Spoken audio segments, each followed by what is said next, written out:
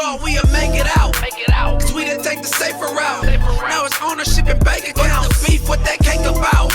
Young and black on that paper route. They never thought we'd make it out. What's the deal? What's the deal? It's the Rich at Heart podcast. It's the B-Team Mayor, Munchie B. And the princess of the pod, Mariah. And we have a special guest. We got I don't know his accolades with BMX, but he did it up in the BMX world. You know what I'm saying? He from New Hampshire. He repped that shit hard. You know what I'm saying? I seen him turn up on the Chicago dude. You know what I'm saying? Don't play with him. He not one of them. Mr. Plug walking Plugtalk. You know what I'm saying? He do his thing in that world. And CEO of No Jumper, Adam22. Let's go. How you doing, Munchie? Cool and shit. It's a long time coming. Everybody gonna anticipate this one for real. Yes. Damn. But hold on. I ain't trying to be rude. We got hospitality and all that, but I'm just about to get this out the way before we get started. You know, we ain't gonna take no time away from Adam, but all right, to Piggy Rule, Reggie Wright. Oh. Just watched this clip. I'm so glad I prepared. Reggie Wright. You got all this little extra say, numbers and what you don't watch. I don't know how you know my approximate age. I'm 34, I ain't 32. You know, I'm from Inglewood, the podcast with the girl. The girl name is Mariah, you know what I'm saying? First and foremost, get it right. You know what I'm saying? Flacco's offended, he got it twisted. He talking about numbers, he wasn't talking about the bottom line. So over there, No Jumper. And Rich at Heart, we doing quite well, bro. You know what I'm saying? And you watching, you know what I'm saying? And I just leave me alone, man. I don't want to go back and forth with you. It sound like you in hospice, you know, you breathing kind of hard, you up there in age, and it's not cool. I'm a young dude, and I respect some of my elders. Not you, but I respect my elders, bro. So just kick back and leave me alone. You know what I'm saying? And that's what that is. I don't want no podcast smoke. You know, no, for real, because he wanted to talk numbers. And matter of fact, Vlad, I didn't know that Vlad and, what's his name? The one that told Keefe? No, what's his name? Alex. D? Mob James. Oh, Mob James. I didn't know Reggie Wright and Mob James had a show on Vlad TV on the channel. That's his first and only show, right? Mm. So he talked this number stuff and all that, but I'm like, damn. The show we got on No Jumper, me and Spider, is shitting on the show Mob James and Reggie Wright got. It's early, but we're shitting on what's going on over there, and he got the same amount, if not more, subscribers than Adam. If I checked right, Vlad got 5 million plus subscribers, and I believe Adam do also.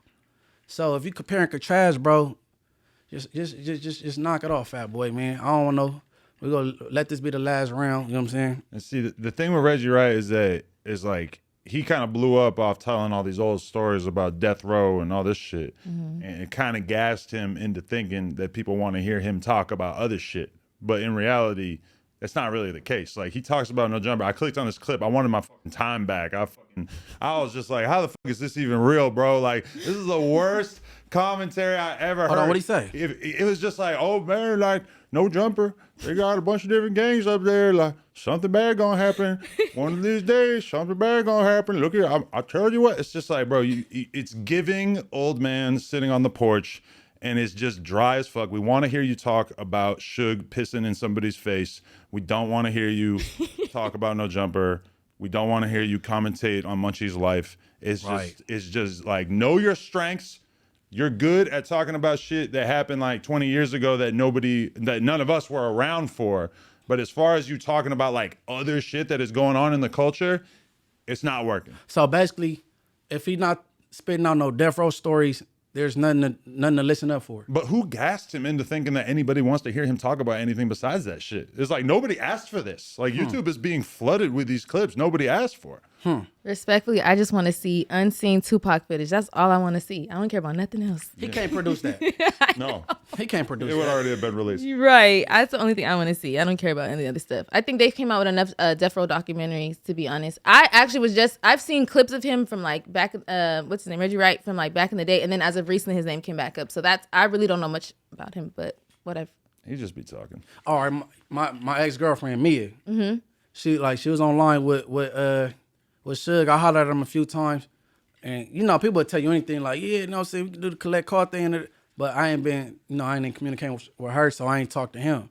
But I want to talk to him and ask, what's your relationship with Reggie Wright? And that he's so close knit with people that speak badly on him, like Wack speak bad about Suge Knight. You know what I'm saying? And like, where do they stand today? Where do Reggie Wright and Suge Knight stand today? That's what I would want to know. I think they don't get along. I think I just seen a clip that Suge Knight just came out with, because doesn't he have a podcast now? He got collect call. Yeah, so I believe he just came out with something that. And I don't get it, because at first his Twitter was going crazy and it was all going viral, and then Dave Mays hits me up and says Suge's Twitter has been hacked. That's not him. Please delete the No Jumper post saying that he said this thing, that it was hacked. It's not really him. But like fast forward like 3-4 months, it's still tweeting all the time, still saying crazy shit all the time. So if it is hacked, it's like a very persistent hacker who is just saying things that we could kind of like imagine Suge saying or wanting to express to the world. So I really need to get to the bottom of that. I think you'd be good at that. You know what? Got this mastered down. You know what I want to say to you though? Yes. So what do you want to say? Me and Mariah. Go back like babies and pacifiers? There you go. All right now. That part. Hey, what's that show? Whose line is it anyway? Oh. Y'all would have been good on that shit. Whose line is it anyway? What show is that? With the Oh, remember that? Why did you used to watch that show? That's like the whitest show ever. That's with the black guy though, right? What's his name? Wayne Brady. What was his name? Yeah, I remember that dude. What was it? Wayne Brady? Yeah. You're right. You're right. But he basically white though. Yeah. Wayne Brady? He Yeah. got white swag. Yeah. But no, I never watched the show though. It sounded like Who Lines with it. That seemed like some shit that I haven't thought about that show in like 20 years. I used to watch that shit in high school. Is that how the show went? You follow up the line? Well, I was just quoting old dirty bastard to her. But that, yeah, what was that show? It was like, I don't know. I never watched it. Exactly what the structure of it was. Oh yeah, but I'm just saying that sound like that would have been like the little intricacies of the show, like follow up the line, like you know what I'm saying. People have told me that my whole life. Yeah. Me and Mariah. I'm glad that she got my name right. Everybody calls me Maria. So. They only do that because her mom is Mexican, her dad is black. Her mom full blown Mexican. So if they know the Mexican side, they probably doing it on purpose. Oh, that could be that. I like it. Yeah, it could be that. All right. How you feeling today though, Adam? I'm feeling good. Just had a nice scenic drive down Western. You know, I ain't done that in a while. You see some ass? No, I didn't see anything that looked like it was for sale. But Oh, ass for retail. seen a lot of crackheads and shit. You know, some cool. Yeah, it's crazy now in LA. A lot of graffiti. It is crazy. A lot It's of like streets that used to be like super popping that are like hella boarded up now because I ain't driven by them since like 2020. Yeah, it's like Zombieland, honestly. Certain parts are looking a little wretched. I had on my list to ask you about New Hampshire, right? Because what I didn't know was Sukhana was from Delaware, right? Wait, really? I never met no. I thought she was from DC. She from Delaware, bro. Oh, Delaware? Okay. Delaware is like the smallest state. So, with her personality, like, damn, somebody from Delaware got somebody that produced that, like, you know what I mean? So We didn't have no Sukhanas where I was growing up. that's what I was about to ask, right? So, New Hampshire, what was going on in New Hampshire?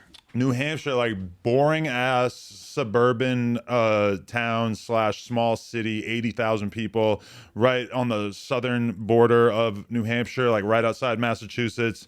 Basically, like a huge percentage of people who live there commute into Massachusetts or into Boston to work. Pretty like not that. There's like a downtown area that was like not really that popping at all, and yeah, it was just a pretty dry place. I was always like more attracted to the like city energy. As soon as I started going to Boston and New York and shit, I was just like, oh my God, I was born in the wrong area. But you're next to Canada too, right? In New Hampshire. If you right? drive like 6 hours north, you'd be in Montreal. Oh, nice. But did you ever like? Because I know there's like, isn't that waterfall? What is it called? Oh my goodness, The Niagara Falls. Niagara Falls. There you go. It's like in the center. I know you can reach from New York. When I was a little kid, my Ohio. parents took me there like on vacation. One time we like went up around that area because we had some relatives up there. But yeah, when I was in my teenage years, we would go up to ride BMX in Montreal. So yeah, I got a little bit of a relationship. So the BMX chapter started in New Hampshire. Yeah, when I was like 12, that just kind of became my life. I was just riding bikes every day, all day. Just it was kind of my like vehicle away from my home life and just like being able to get out there. It was so fucking boring. It was just boring. / my parents were like constantly on my ass because I was doing bad in school, and they just wanted me to fucking focus and work hard, have a job, and I just wanted to fuck off and do whatever I felt like doing, you know. Are you the only child? No, I got a sister who's 3 years younger than me. Oh, okay. You kind of give me like only child. I kind of thought you was the only child. Only boy. Well, Yeah, the only boy. I but guess. instead, my parents had like my sister to compare me to, who like did amazing in school the whole time, like super well behaved. So what do they think about like what you're doing now? They like super proud of you that you've. I think they're pretty into it just because they kind of saw. Like, I remember my mom telling me when I was like 14, 15, she was like, Adam, people with your mentality either end up in jail or like dead or some shit. And I was just like, because I was telling her, I'm like, I don't want to ever have a job. Like, I'm gonna figure out a way that I don't need to have a job.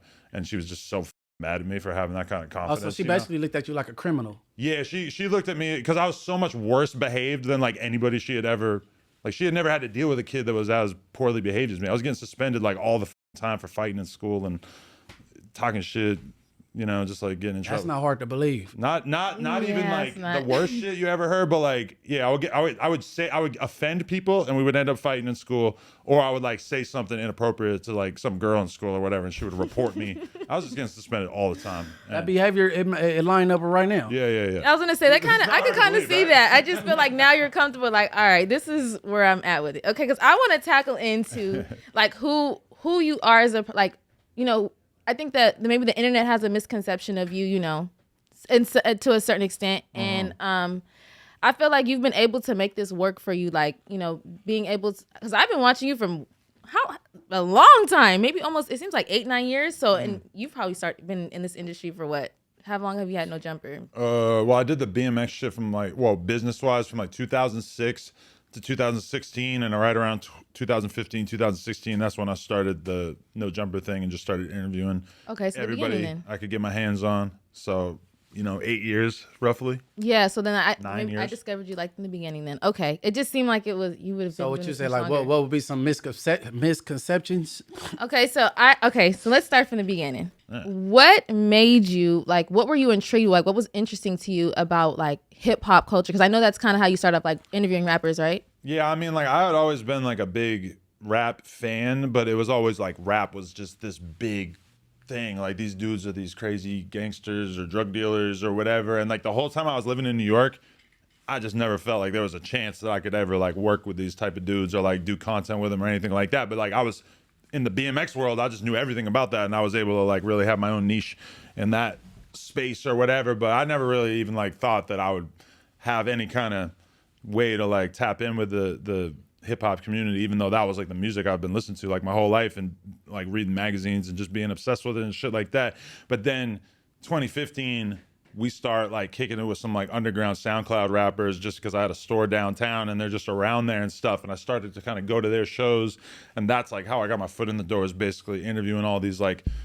crusty ass SoundCloud dudes. And then I was gonna say they're like underground rappers, right? Yeah, and it was like a way more relatable scene that like I fit in better in, because these kids are kind of like punk rock type kids. They're like dirty, they're moshing, they're like, you know, it's not like when I'm like a kid looking at G Unit or like State Property or Rockefeller, like not having any possible way I could with them. It was more like all these underground dudes who are all around me, you know? So that's what I'm about to ask. When you left New Hampshire, that's where you got the hip hop influence from, when you like landed in New York? Well, when I moved to New York, yeah, I kept kind of like getting deeper into it just because I was like such a big G Unit and Diplomats fan and everything. And so I'd be buying all these mixtapes and shit. And like the like I was just online a lot because I was also playing online poker like a shitload at that time, and then running this BMX website. And I would also just be looking at all these rap blogs. And that was just like a huge influence to me super early on, like all the original sort of people that were just like covering hip hop on the internet in like 2005 and shit like that. That was just like super influential on me. And I don't know, I was just always a fan of it. I remember I used to always think to myself, like, there's all these things I'm into. I'm into BMX, I'm into poker, I'm into whatever, and like I actually am kind of involved in those industries to some extent, but then hip hop was like the one thing in my life I was always just a fan of it and never like could imagine myself being involved with it on a business level or some shit like that. And then like all of a sudden, like 2015 was when I finally kind of figured it out, like, oh, okay, this is how I'm gonna like be able to also create content in this space. So to backtrack a little bit, what led you to New York? The BMX scene in like the early 2000s was just That's the super mecca lit for out there. BMX. Really, Southern California is the mecca for BMX. It like really came about in the OC and shit. But at the same time, like around the early 2000s, the BMX scene in New York was like unbelievably dope. Like there was just so many pros and these companies and just crazy energy, these crazy ass BMX jams going on all the time. So for me, I'm growing up like 4 hours away from there, and so as soon as I like got an opportunity when I was like 19, 20, I just moved out there. Okay, because I was gonna ask you, like, I remember Travis Barker having a show, and the BMX scene was like really big out here at one point. Like, Yeah. it was a this lot. is where the whole industry is and shit is basically not even LA so much as like Santa Ana. Okay, yeah, That's that. where like a For shitload- BMX. Yeah, like a huge percentage of the companies and shit are from out there. Thank you. He fixed it for you. I'll be moving a lot, man. Okay, so the other day me and Munchie were talking, and I was like, I'm just so interested, like how you were able to like kind of tweak the internet and make it work for you. Honestly, like you were able to. You started at a good time. Where like podcasting, you kind of were like early on in the game. Yeah, like, now everybody thinks they can do a podcast, and like before I started doing podcasts, I was so nervous and overwhelmed by the idea of it because it just seemed like such a crazy, scary concept. Like I'm gonna sit on camera for an hour in front of people, and then like now I see people like young people just like making vlogs, making videos, talking about hip hop, and I was just like, I had so much anxiety associated with that early on, but I kind of got my feet wet doing all the BMX interviews, and then as time went by, I just started interviewing those SoundCloud rappers, and then that just kind of like slowly opened the doors for me to interview like, you know, more like traditional rappers or like older people that I've been listening to when I was in high school or whatever, you know? So do you feel like with hip hop industry, like you can relate more to that based on like you when you were younger, you kind of said like that's kind of what you've always listened to. I mean, obviously my ability to relate to it is kind of limited by the fact that I didn't exactly like grow up in it. But yeah, I mean, I definitely have like a lot of like, but my knowledge of hip hop from like the early 2000s and shit is like strictly as a fan, you know? And like sometimes there'll be certain artists, like, you know, people talk about Kid Cudi. I'm just kind of like, I'm gonna be really, I never really listened to Kid Cudi like that, but I remember it being huge, but I was just a fan of rap. So it's Kid like, Cudi has Kick Push, right? no, that's No. Lupe Fiasco. Oh, okay. Kid Cudi has one song I know. Day and night. Oh, yeah. It's another song he has that I know. It's on my phone, but that's it. I don't really. I just use that as an example to be like, you know, when you're just a fan of rap, you could just listen to the shit that you like, and that's it. And like with me, it's actually like the opposite, where it's like I have like a weirdly intimate knowledge of all these different underground rap scenes all over the country and shit. And like the average interview that I do is like I have to go kind of hard to like refresh my memory of like who they get along with, who that like what's going on in their city, etc. Because it's just like so many different little worlds that I cover. And then also like trying to pay attention to sort of more mainstream shit. And Yeah, I was thinking that too, because there's a lot of artists that you've actually introduced me to just from your platform. From me watching you from quite some time, I'm like, how the hell did he? And then I'm like, oh, okay, this person's dope, you know, for quite some time. So it's like, do you get to study? Or is like Twitter, like how do you find all this information? I mean, I have a lot of people who kind of like feed me ideas and shit in terms of rappers to talk to. And then also it's just kind of, I'm subscribed to a million different channels. I follow all these Instagram pages. I follow all these Twitter accounts. So it's kind of just like right in front of my face that like even with just the Chicago shit, it's like there's a rapper that I'm gonna interview Thursday, this dude Vaughn off 1700. And like when I went to follow him, I realized like, oh shit, he like bought promo off us like a year or two ago. And now he's like probably the most popular, like up and coming underground artist out of Chicago. And that shit just like happens so fast. So it's like, I don't know. But to me, that's fun. Like to me, the signature No Jumper style interview wise is just like take an artist who's not really that well known yet and like actually do like really high quality conversation with them. That's like the best thing I can aspire to. I said I wasn't going to bring this up, right? But I'm going to just touch on it, then I'm going to double dutch. I'm going to hop in, hop out, right?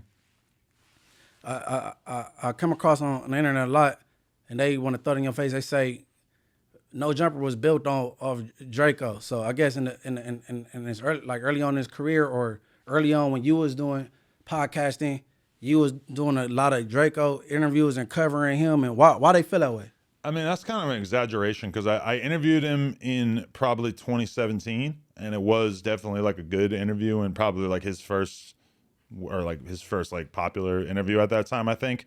But to say that we like built the platform on it, But you heard what I heard before, right? You heard the same thing. I heard people say that. Yeah, well, I feel like when I think of who said it, is like me and Ralphie were like getting into it at one point, arguing and shit. And I feel like he might have said that, but he definitely doesn't mean that like literally. But to be honest, like after the whole SoundCloud rap thing, because that shit was damn near dead by like 2017, 2018. Like all these dudes either died or fucking just fell off like pretty hard. Besides a couple of people, and then the next thing that was really hitting in terms of like the scene that we were involved in and shit was like Shoreline Mafia, Greedo, Draco, all that shit. So that was kind of like the next wave that we were like associated with. And I don't think Ralphie said it. I think it was the dude, the big mouth manager, Angel.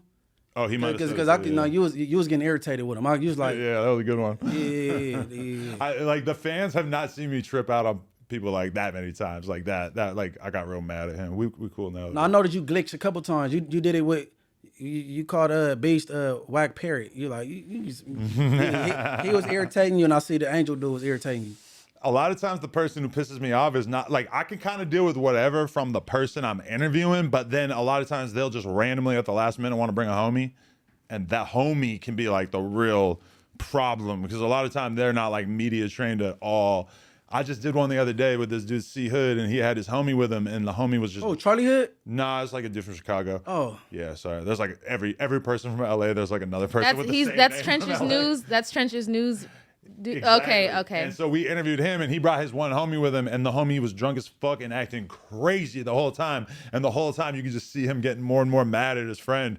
And but I feel like that's like a weirdly common thing. That like somebody will bring a friend on, and the friend will be like way more annoying. My homie go shut the fuck up. And you should have that conversation with him beforehand. Be like, I don't gotta have it. This is my interview, so like you could pop in and say some of those shit, but like let me like run this. But like a lot of times the friend does not get that.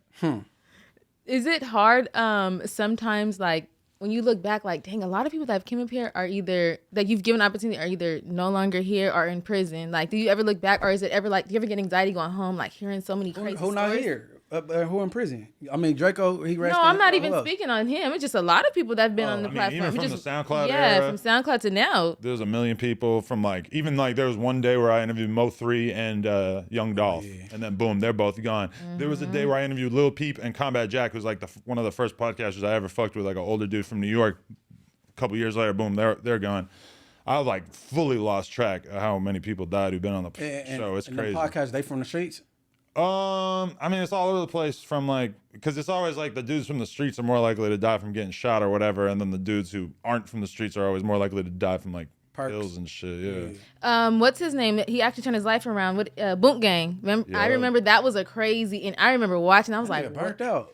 He's Christian now. He's changed his whole life around. Good. That shit he was on could have got him shot out here. Oh man, because he was tripping. Because who was it? He there was a party in LA where he got his ass beat by some dude, and I forget who it was, but it was some well-known street dude.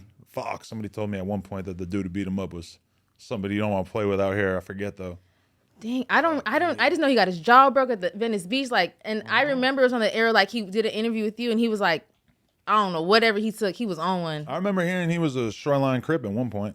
They put him on the hood and. Oh, the Boot Gang? Boot Gang. I remember. Hold on, where you from? Chicago? Full apologies, Florida. It's not true, but that's what they were saying for a minute there. He's from Florida. I'm assuming that is not still a thing. Oh, no. Hey, but you know, it be people that he might be from Venice Shore Line in Florida. I don't know if they got one out there. No, I think it was like he got put on out here. Like I don't think he had anything going on with it at first. He was I think he was just doing stuff at that point in his life, not to bring up his past life, but like, you know. There probably came a time where he was like, damn, I need somebody to protect me out here.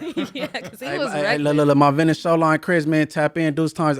Yeah. You know what I'm saying? The Check comment, yeah. DM me. I want to know if he's from now Venice he's Shore Line. Yeah, he turned Christian. Yeah, his life is completely different. But I seen him good. fight Supreme Patty. I went and like I like announced a boxing match that he did with Supreme Patty in like 2021 or some shit. Did he win that fight or Supreme Patty won? He whooped Supreme Patty's ass. Yeah, I was gonna say, it was totally unfair. Who He's is like that? way bigger than him. Who is Supreme Patty? Like an Instagram dude. Like he used to Yeah. be making skits back in the day. a white Squeezing dude. lemon juice in his eyes. Yeah, this little white guy. Hold on, squeezing lemon juice in his eye. No, I was gnarly. Yeah, Yeah, that dude was crazy. it was ugly. That dude is stupid as crazy. shit. Hey, me, hold on. I feel offended. Me being shot and can't see shit, and you got niggas running around screaming lemon shit in their eyes. Yeah. Yes. Nah, what's his name again? Supreme Patty. I'm never clicking on him ever. That's some stupid I don't ass know shit. if he's even that popular. I just remember at that time he was pretty popular. Did he lose that fight? Yeah. Hopefully. He's a dummy. I don't know. I remember Jackass though. Shit, I used to, Oh yeah, I used to love Jackass and Bam and all that. Because okay, so that's kind of like. That was like junior high for me. Like Okay, 7th so to 8th grade, that shit was coming out, and we were all fucking obsessed with it. Like Jackass? Yeah. Hold on, how old are you, bro? Yeah. I'm 40. He Okay. just turned 40, right? 40. 40. Okay. Dirty 40. Yeah, because I was into that. I used to watch all that crazy, but I knew I never wanted to do any of that. I would never in my life hurt myself like that. It was just funny to watch. I didn't really watch that. They need to bring Punk back though.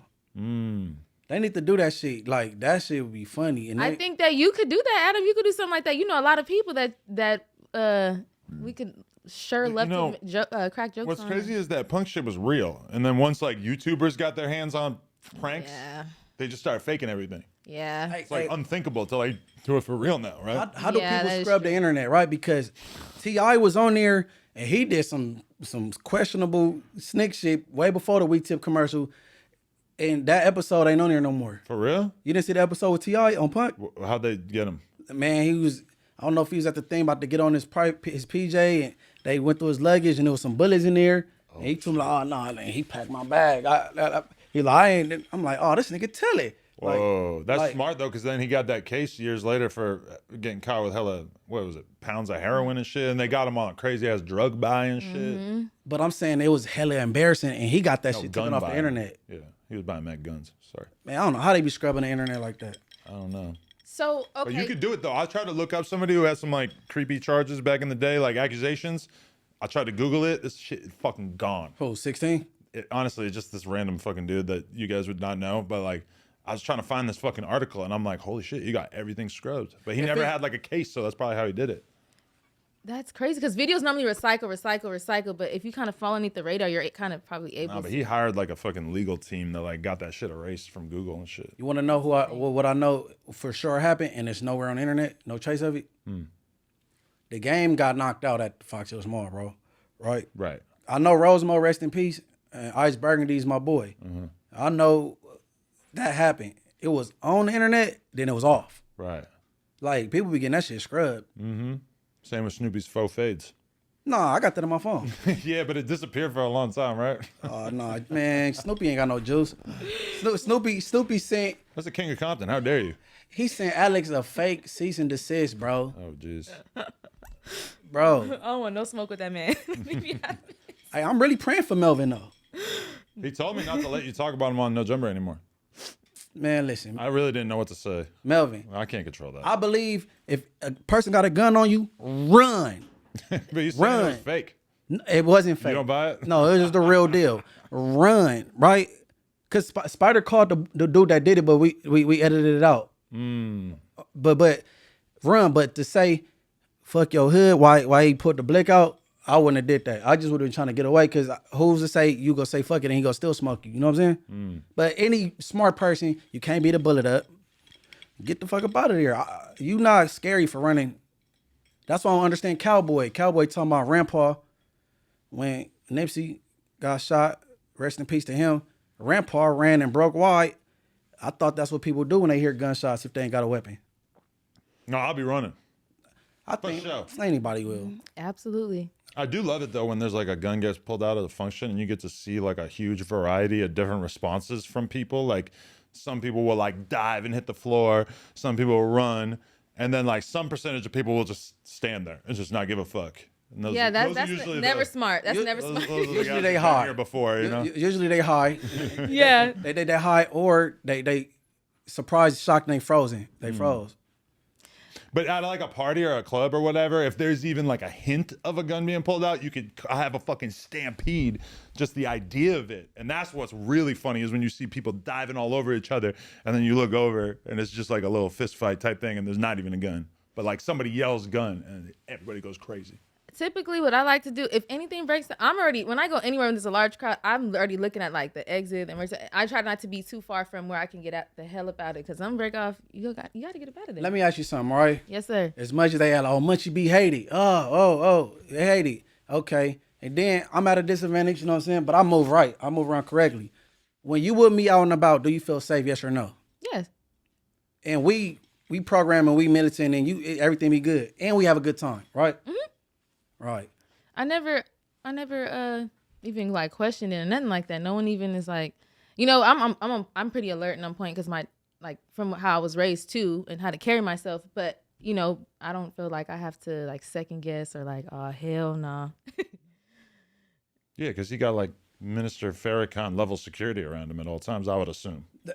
But when I come to interviews or go, no, they expect that too though. Not people. Like, who me? A little Miss 5'2", 110 pounds. Yeah, exactly. You're like KI. Hold on. Hell No. Nah, no. Oh, Don't even. They gonna take that. Oh, you look like her? No. I'm gonna do a split picture on my Instagram. Oh, you. They got a different swag. So. That's why I'm laughing because y'all know this young lady from what I've seen, she was active. No, you're not doing that. Hey, look. You said Snoopy said, "Don't let me bring her whatever." Okay, good for him. But would you interview him again? I mean, I guess. I don't know. Yeah. What are we talking about? I mean, I guess the him getting chased with a gun thing. We got to talk about that. But ain't nothing new under the sun with him unless he go talk about Tamia or Tania, not Tamia. Shout out to homegirl Tamia, but Tania. You talk about Tania or some shit or Tania. Ugh. She wanted to be on Plugtalk.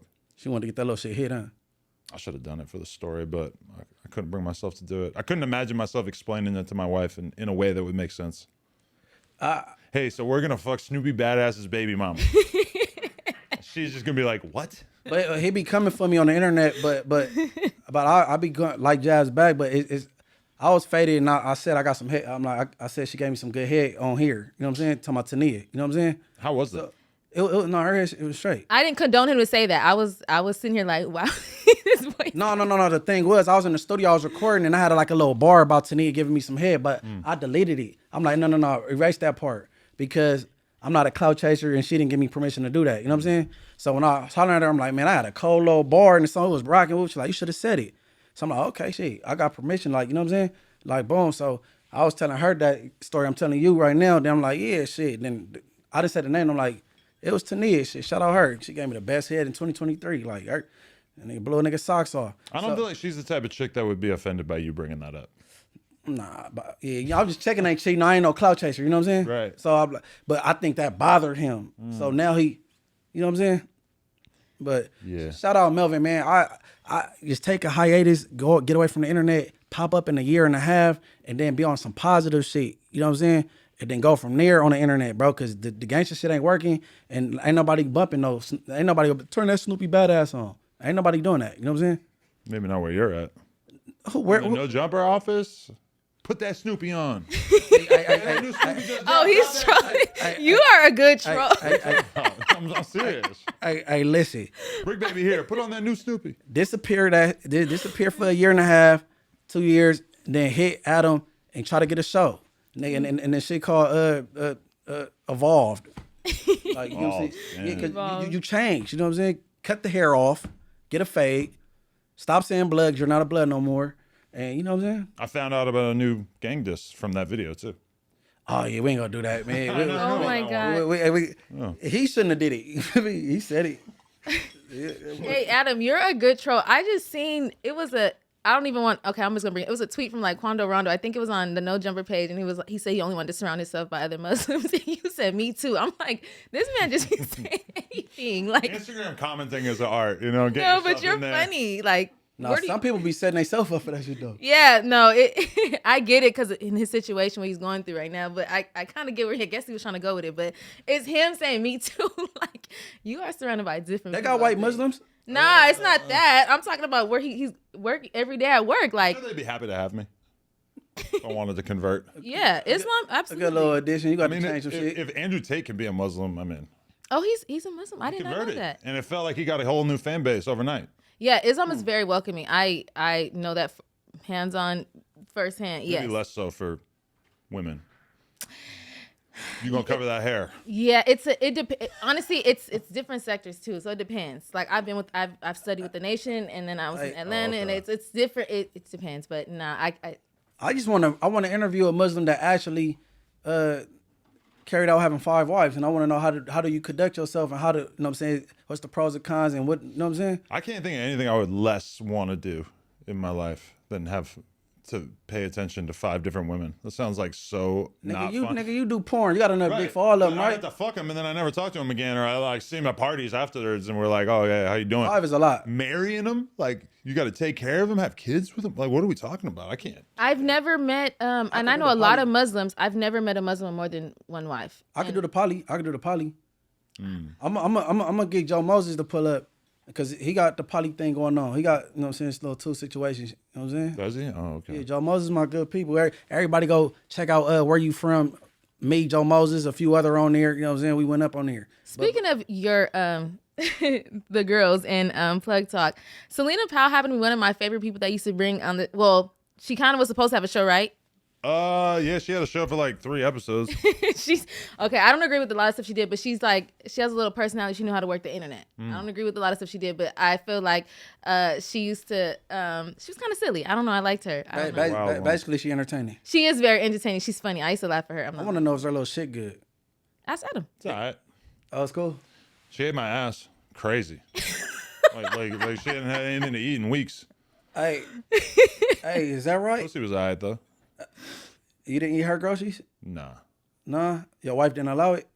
I didn't ask her permission. I just wasn't really trying to get in there. She wouldn't have cared. You ain't got to ask a female. Oh, yeah, you do, because every female ain't with that shit. She went and ate my homie's ass right after, too. Oh, my goodness. That's funny. She's like, I pulled up on so-and-so, ate his ass. I should have had the clip ready with Lefty Gunplay. I ain't going to let a bitch eat me out. Man, the homie, we don't even know his homie. He said his name. That fool gay. Oh, who is OT? A Mexican dude named OT. Y'all know him? OT, that Mexican OT is like Texas rapper. He's a Texas rapper. He can rap pretty good too. Rapper. Lefty wasn't going for it. He said, "Fuck OT, fuck Mexican OT." I never let a female eat me out. I said, "Eat you out." You don't hear a dude say, "Eat me out." I know, it sounds crazy. But you let her eat your groceries.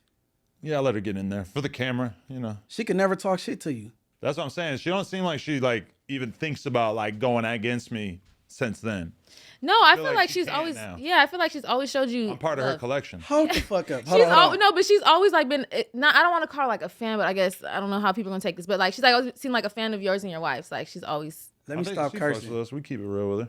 So did you aim her that way to eat your ass, or she mentioned it? So I was like, I guess I got to do this. And you know, I got a lot of like junk in the trunk. I got a big old ass. Oh no! So I had to like really kind of ain't no Diddy the cheeks and pull them apart to let her get in there. You know? Wow. Oh, you're white. I don't even think I baby wipes. I was hoping that she would find a little speck in there. So y'all hit just on not no business dealing. You just spanked her. No, this is on camera. Okay. Yeah. Nigga, so you don't get prepared? You say you ain't no baby. I know you hop in the shower before you do a scene. Normally, if a girl, I took a shower before, but like normally, if a girl's gonna eat my ass, I'll go hit my booty with the baby wipe in the bathroom. But I didn't do that for her. Oh, these bitches is crazy. I let her just find out what was going on. I feel like there's not enough time in the day to be as busy as you. Like you have a lot to do. So how often do you film your? Excuse me, I apologize. Disclaimer. A bitch try to eat my ass, I'm a donkey kick you. I ain't with none of that. Nigga, you can go ahead suck the gerb. Nigga, lick my balls. Nigga, lick my balls.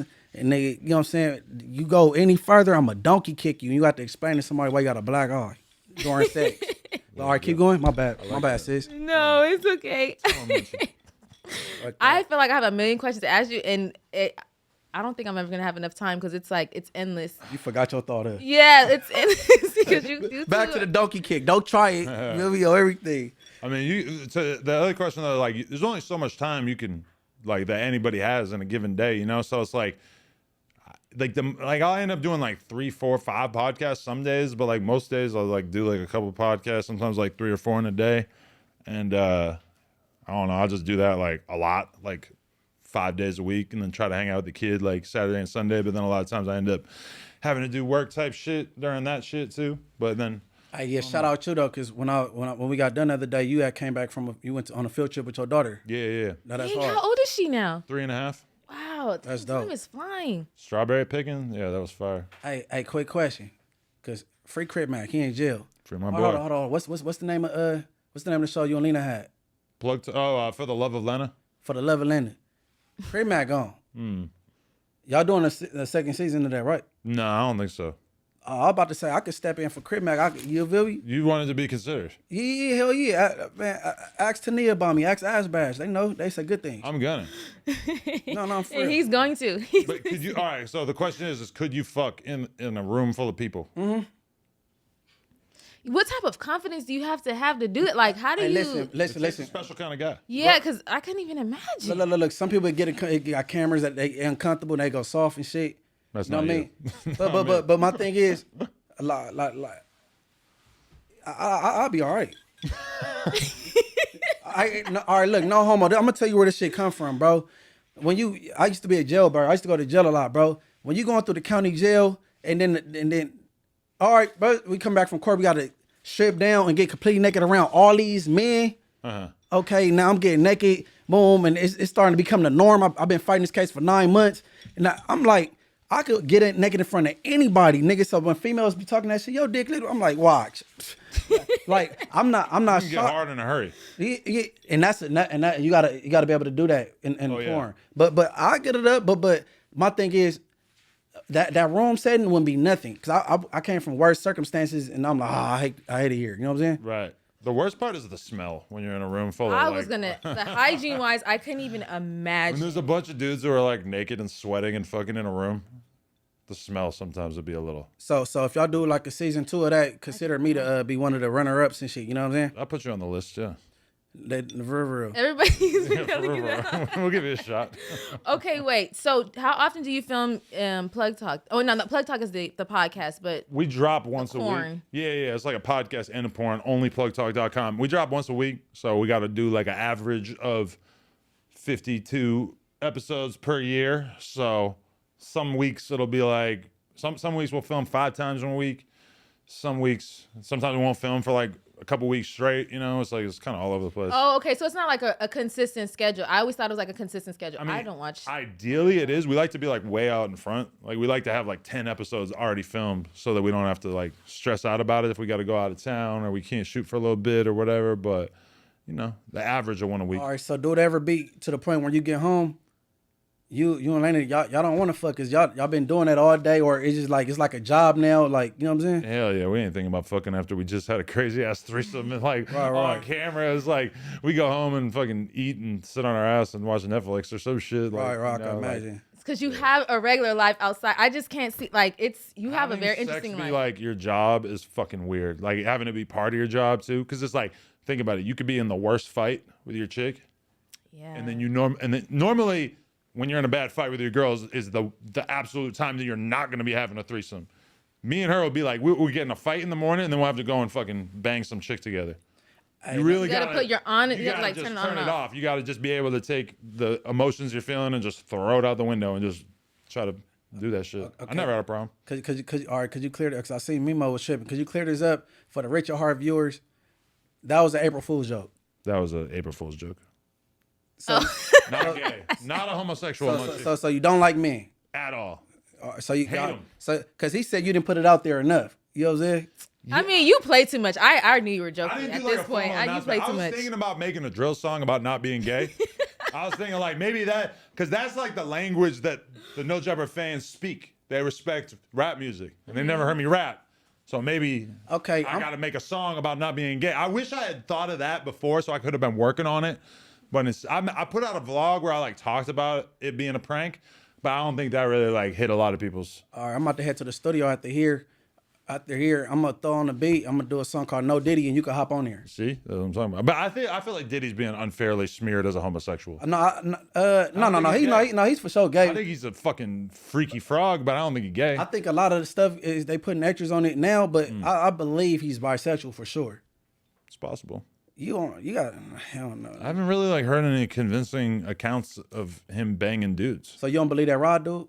No, I think he's all cap. Somebody else said he was a liar. Who said that? Benzino? There's a lot of discrepancy. But Benzino gay, so I mean, he's the same one who said that Meek Mill was fucking Diddy, which to me, I'm not going. I don't believe it. But hold on, King Combs, Diddy's son just dissed 50 Cent. I didn't listen to the No Diddy or the song that King Combs put out yet. He dissed 50 the bar, like the lyrics that was reading out, it sound hard. I didn't hear the song though.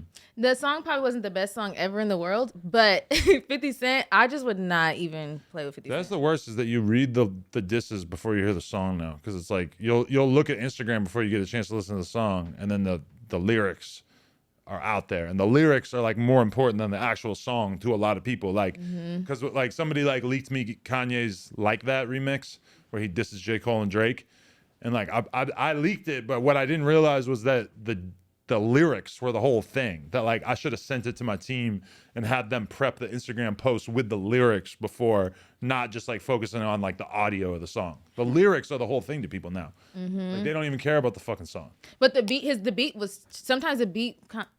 If the beat's not that good, the beat was it just. But the thing is too is it takes you like 2 minutes to listen to a song. Yeah, and it takes you 2 seconds to read a fucking lyric and say like, oh shit, Kanye said J. Cole get the pussy dry. Like button, drop a comment, move on to the next thing. Like the attention span is so unbelievably short that you have to like quote the lyrics to go viral. Like you can't just put the song. People aren't gonna listen to the song. Okay, Fucking evil new world. I brung up Crip Mac with right. Okay, free him like I said before because I need to be getting mad. Whatever, but. You interviewed Crip Mac shortly after Milk, and that's what Milk was upset about, right?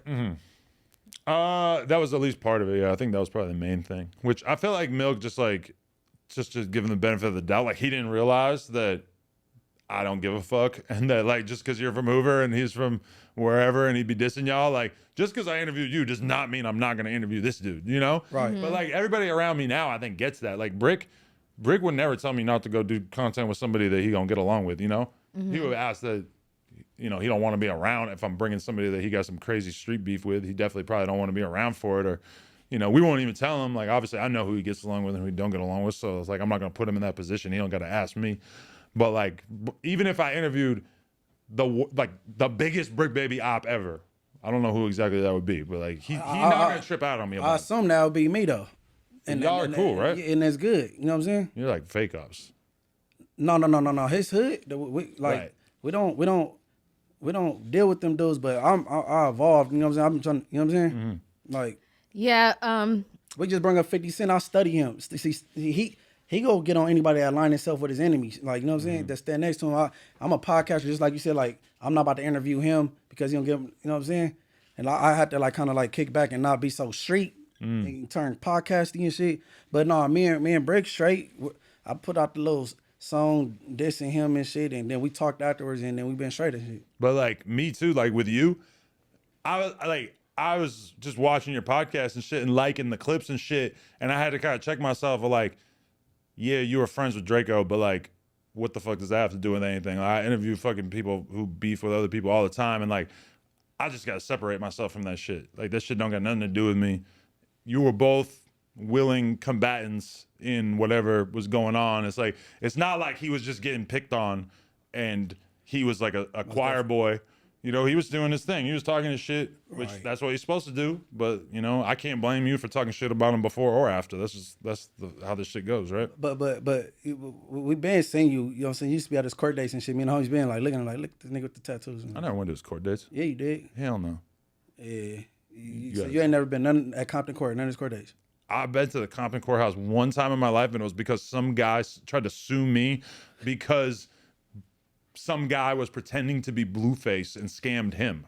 And he tried to sue me for it, and I actually had to go to court over this. Oh, I think I remember that. But I never went to none of Draco shit. So okay. for I know you first DM'd me because I made the video talking about his case and shit.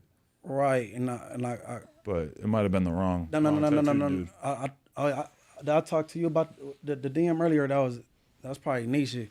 No, yeah. No, but no, I might got it twisted. Yeah, it might have been somebody else on. Yeah. You probably got other white boys that were coming through. Why the fuck were you at his court date? Oh, showing moral support to the homie Pops. You know what I'm saying? My fault. Yeah. So no, that's all Gucci. Yeah, but no, me and Brick today we straight. We straight. Me, you, and Brick, we have to just do us three one time. You know what I'm saying? Let's do it. That'd be dope. Yeah. I don't know if he could take the scrutiny in the comments though, but I don't care. Shit, he sat down with Big Deal and it seemed like nobody gave a fuck. So that was cool.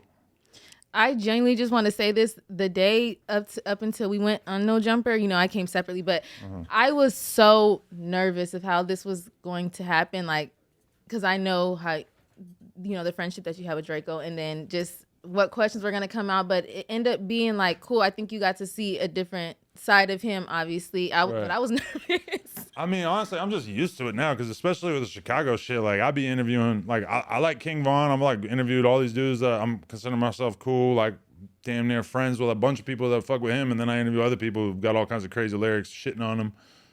That's just how shit goes, right? Like, what the fuck am I gonna do? Like, I can't involve myself in that. Like, I'm a fucking, when you look at like the video footage of like Israel and there's all the wreckage, it's like, I'm the guy with the press vest. I'm like trying to be the one dude who can be in these waters and not have to choose a side. Or So you try to be as neutral as possible? Yeah, I mean, it was goofy as fuck for me to act like I'm somebody's day one homie, like I should be. So you was on some goofy shit early on then?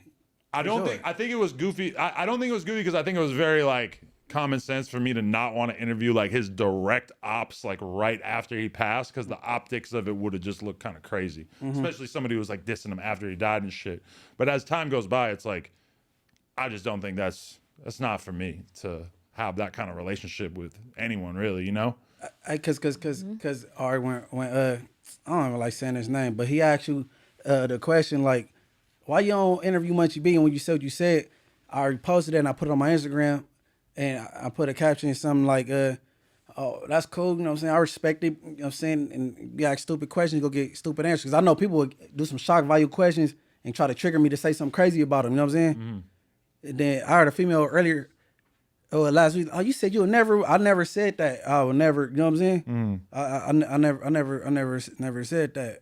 But where was I going with that shit? Damn, You was getting somewhere. I felt like we was rowing the boat somewhere. Yeah, I'll figure it out. But shit, man, I forgot it. But no, shit, cool. I be trying to ignore especially the internet beef, but niggas be coming for me, bro. The loose cannon dude. Oh man. All I did, I went to No Jumper and I was really directly talking to Adam. I said, Adam, this is your shit. You was kind of wrong for letting it come out, but I know y'all got that no edit rule. And I was just saying, like, cause he was incriminating people and implicating this and that, and that ain't cool. And then he came 3 months later. He came at me or whatever, and he ain't never stopped. So me, Spider Loke, and Brick Baby is his sons. That's what he's saying, yeah. Right. He wished us a happy Mother's Day.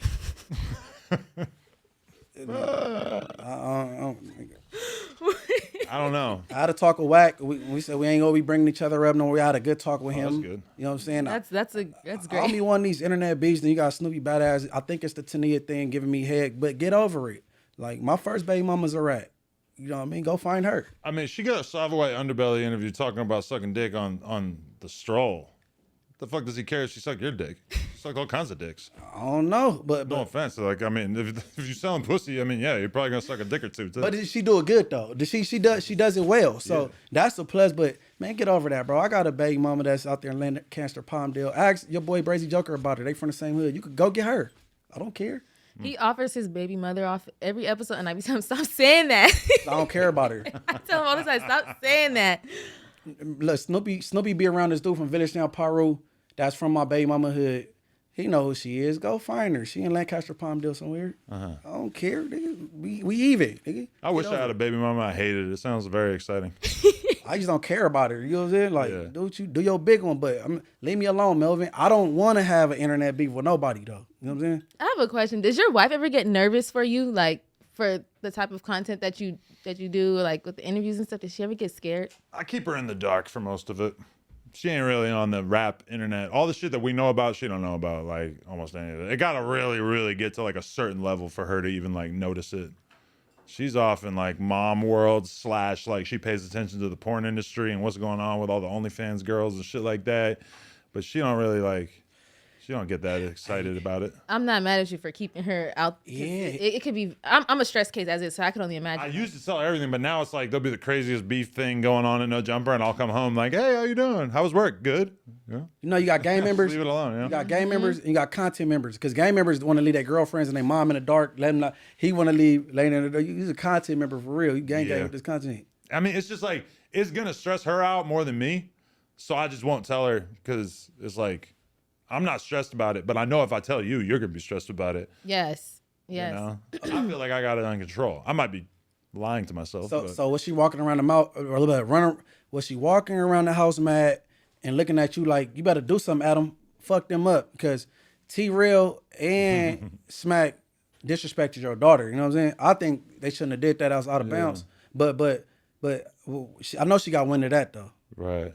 I mean, I actually don't know if she got wind of that. She might have. And either way, all she was going to do is just like shake her head and be just like, damn, that's some lame ass shit. Right. But I mean, if you looking at them, I mean, they both handicapped.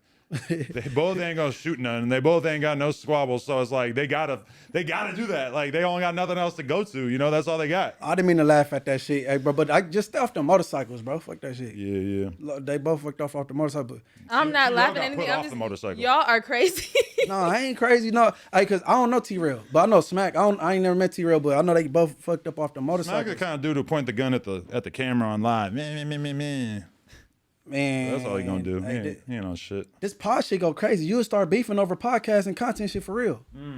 No, it's crazy to be like a podcaster who like talks tough, but then really don't got nobody who's gonna do nothing for you like T-Rell. Cause like his whole life, his brother was the one like beating people up for him and doing shit for him. The big little brother. Big deal, yeah. But now like he don't got him to do nothing for him, so he just out here just all alone.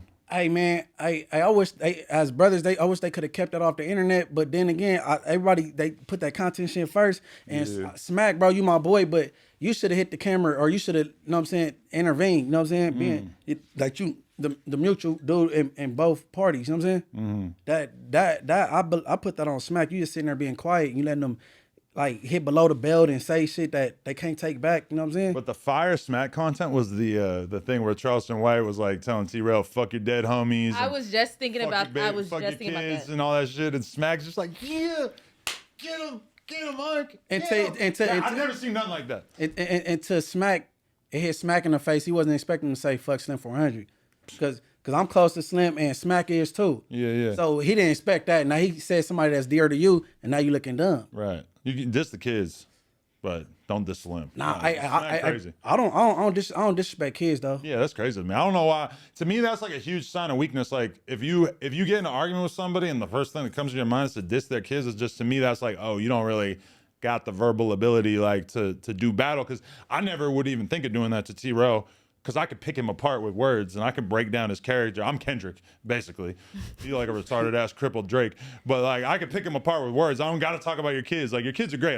The kids been to the parties at my house and shit. They're awesome. You know, it sucks that they gotta grow up with some fucking bogus ass parents. But does it hurt you more? And I don't know if hurt is the best word, but I know sometimes you no longer are friends with somebody, you outgrow a situation. Is it like because you guys were, you know, he's been around your family, obviously, or like family parties, the kids been around? Does it like kind of like upset you a little bit or hurt you? Like, damn, that's probably weird. Only AD. But AD and the T-Rell thing hurt a little bit, but it was just because like, you know, like they really like swore up and down that they were like my friends, like, you know, and they, like even if we aren't working together, even if we go our separate ways business wise, we always gonna have love for you and be thankful for how you changed our lives and all that shit. And then as soon as they got an opportunity, they fucking painted these crazy narratives about me and stuff. So that's why like there's almost nobody that I really probably have like a lifelong grudge against, but I would probably put them in that category just because I feel like I never had anybody do some host shit to me like that. And they both act like they're like real ones, or like they're like really good friends. Hey, but see, AD never really wanted to go hard on you or nothing like that. I could tell, like he. But AD does the shit where he plays the victim like hard in every situation, and he just like he didn't like hate on me super directly, but he painted this narrative that I had like really screwed him over and undervalued him and treated him poorly, even though he's not capable of actually naming any ways in which I treated him poorly. So to me, like with him, even though he never really like talked shit the way that some other people did, I still kind of just have that grievance against him for trying to make me look a certain way when realistically, No Jumper took AD's career from the grave and resurrected it, which was not something I don't think he denied that though.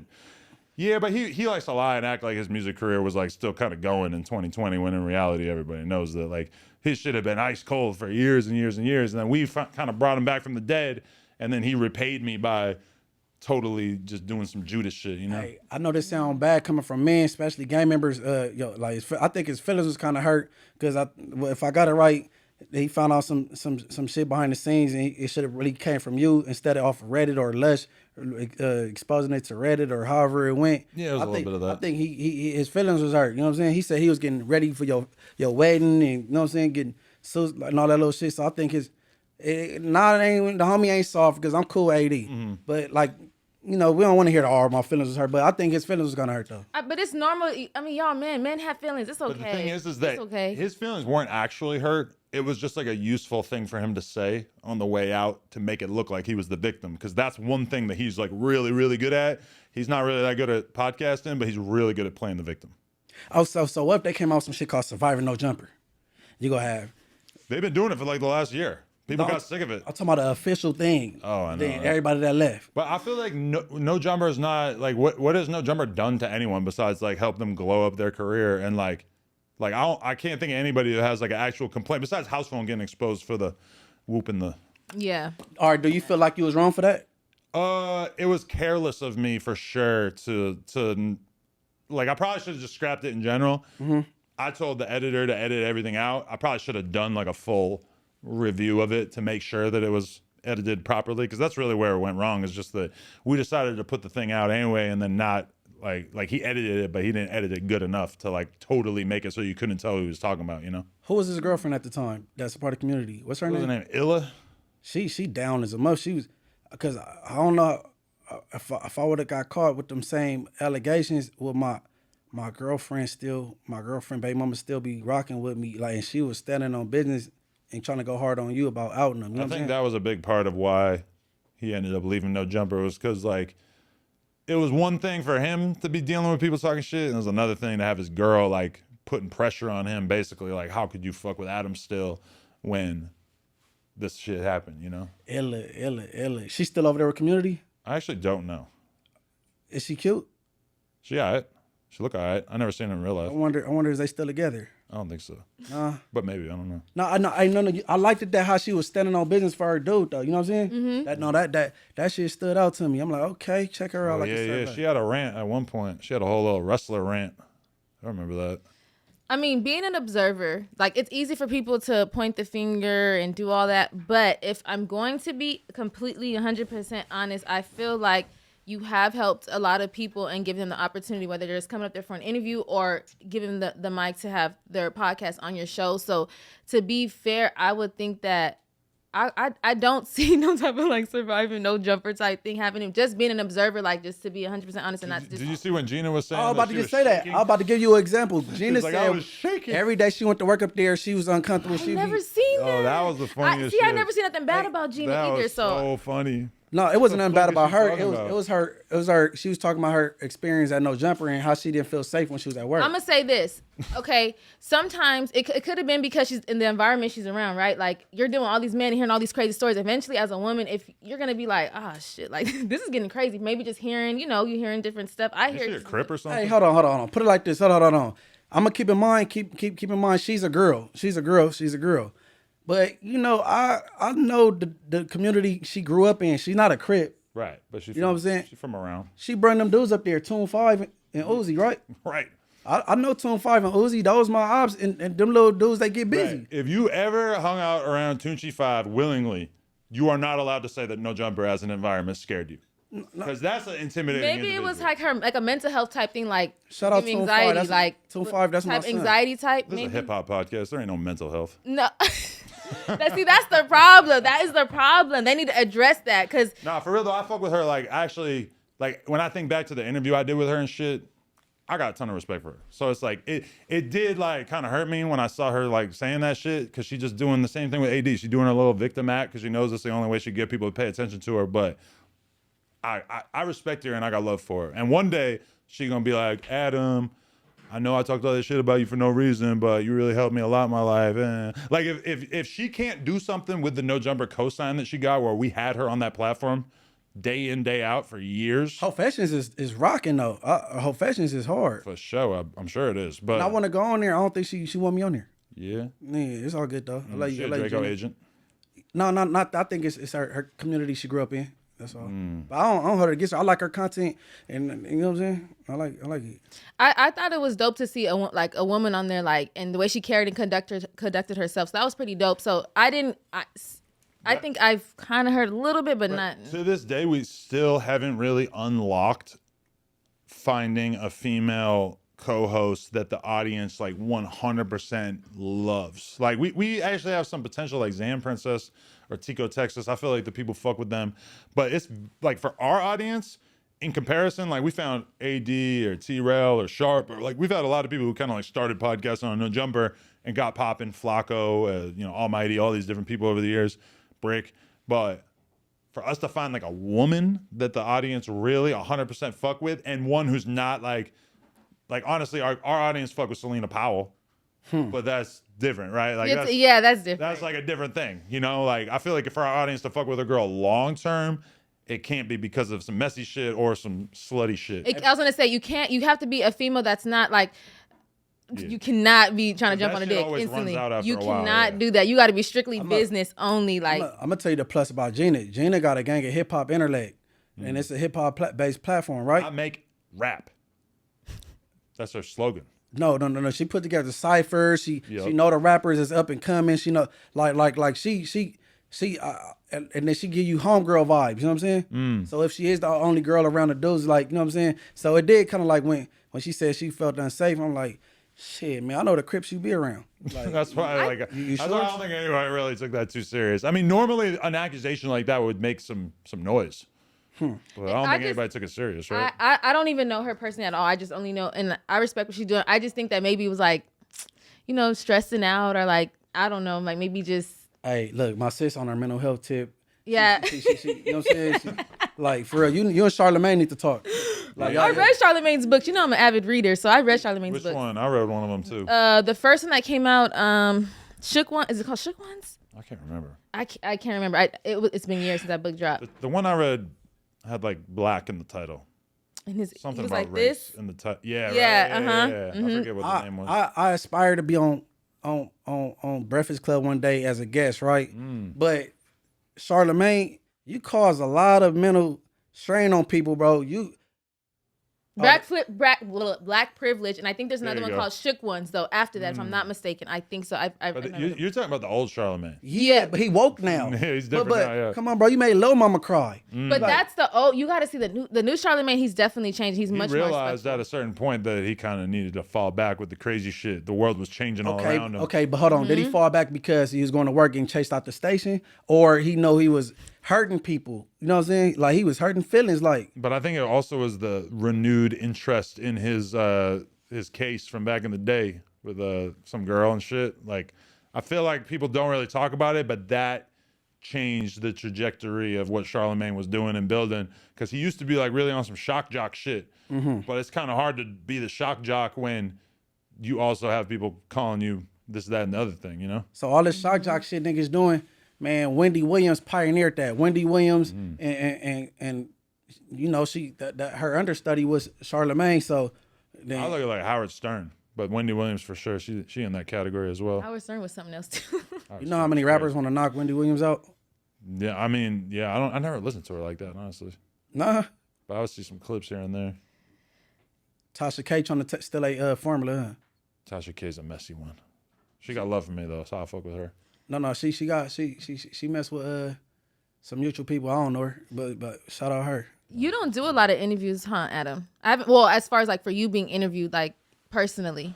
Here and there, it's weird because it's like I want to do interviews usually just to show love or whatever. But then like also I kind of feel like at times it's like, well, if I like, it's like me like. Going and doing an interview, like, all right, after my girl did the scene with Jason Love, I went and did like Bradley Martin's podcast and it got like 600K or some shit. But like, that's like because I had something crazy to talk about that people were like, that was real viral at the time, you know? And it's like, sometimes I'm like I went to New York one time, I did like 10 podcasts in the course of like 3 days, like went on everybody's show. And then like, I was just like, that probably was like useless. Like I could have done one of those. Like at a certain point, you don't need to do like a million fucking podcasts. You just need to like, if you have something to really talk about, you should probably just do like one and put all the interest on that podcast. But then you want to do it to like just show love and like network with people that you talk to online and shit like that, you know? So go ahead, Munchie. No, do your thing. I was gonna say, because it seems like you've already got this stuff figured out. Like you kind of figured out how to like work the internet when it comes to the podcasting and interviews. And I've been like watching, and I can't say that I never not watched. Like I've watched and studied, and I'm like, nah, you can't even be mad. Like you've kind of figured this out for real. I think that Thank you. you can't be mad at it. But I mean, it's nothing to be mad at, because I've seen a lot of like, as of recently, like I know Vlad had got into it with the lady about the whole Kendrick and Drake thing, and I know they were coming at you a little bit. Like, what is your take on that? Like, what do you feel about that? I mean, that specific case, it was basically like me and Vlad had the same experience during the Kendrick and Drake thing, where we would, I mean, I was kind of like trolling / like saying things I knew were inherently controversial. Like when he put out Euphoria, Kendrick, I said like, man, Kendrick just rapping. Like this shit ain't gonna do nothing to Drake, which I do think that was accurate. Like it was a whole lot of Kendrick rapping. It was a lot of him warning Drake, hey, I'm gonna fuck you up. I'm gonna do this.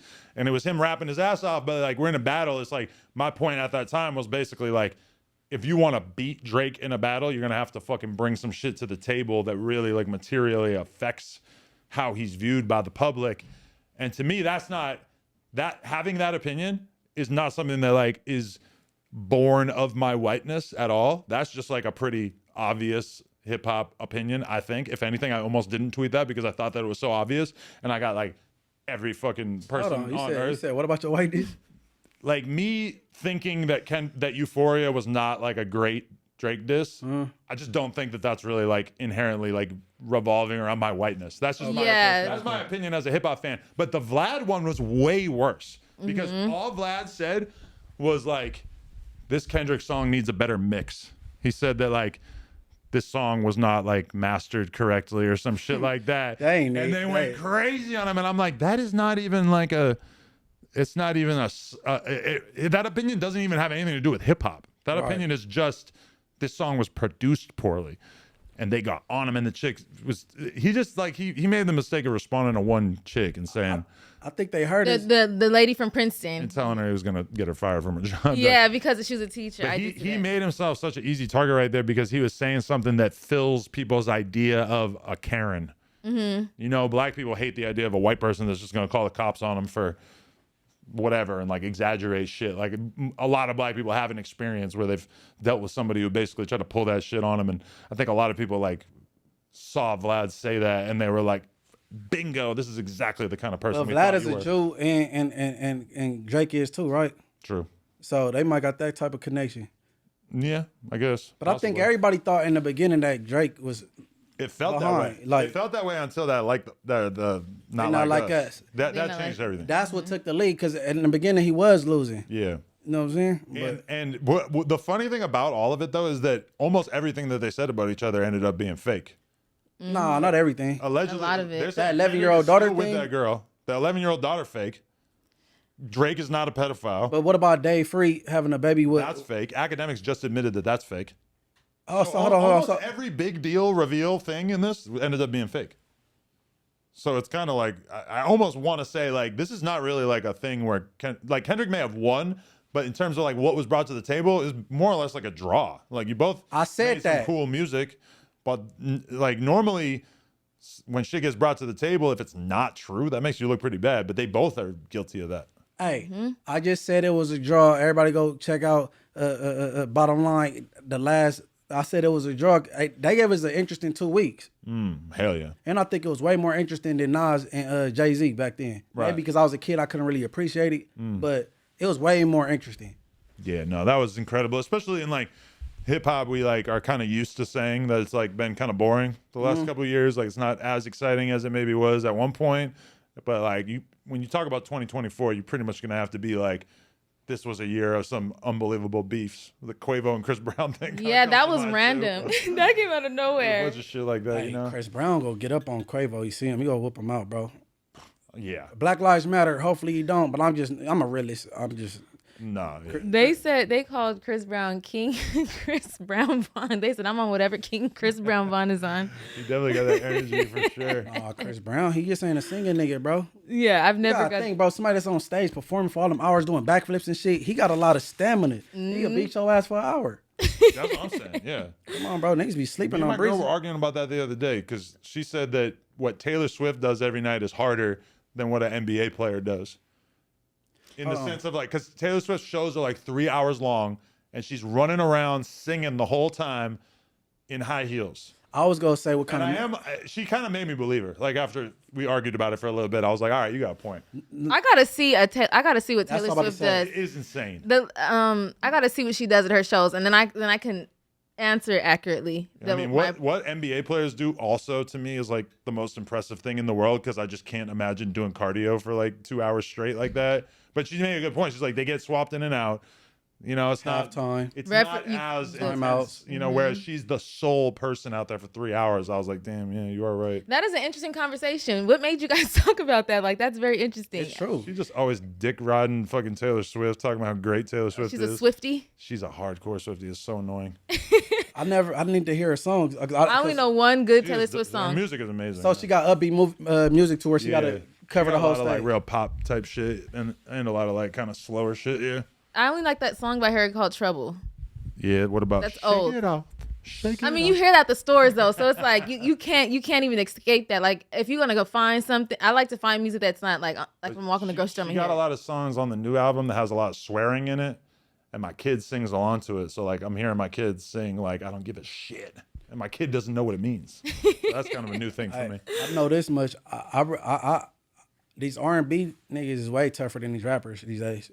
I put up 3 R&B singers against 3 rappers squabbling any day. Right. Like, Yo, for real. You want a narrative? Uh. My boy Swamp Stories is calling me out on his Instagram story today saying that because I was basically like acting surprised on a podcast when somebody was saying that the murder rate was like blank in up north or in Georgia or in Atlanta or whatever. He's basically like Swamp Story is trying to push the narrative that LA is soft these days, that nobody gets killed in LA anymore.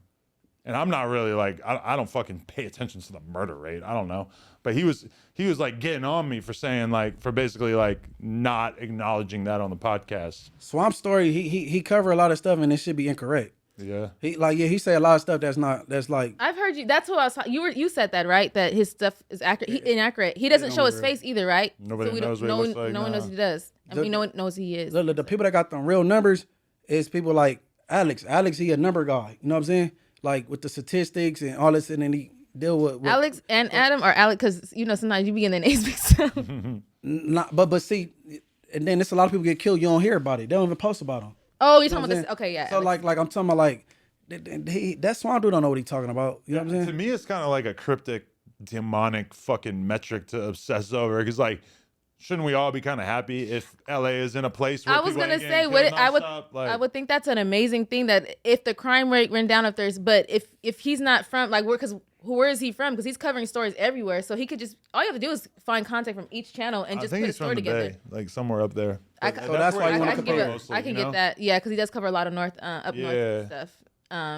But you could just grab content and put a story together. But they always want to do that. Like that's like the arguments that they try to stir up. Is like, oh, San Diego ain't active.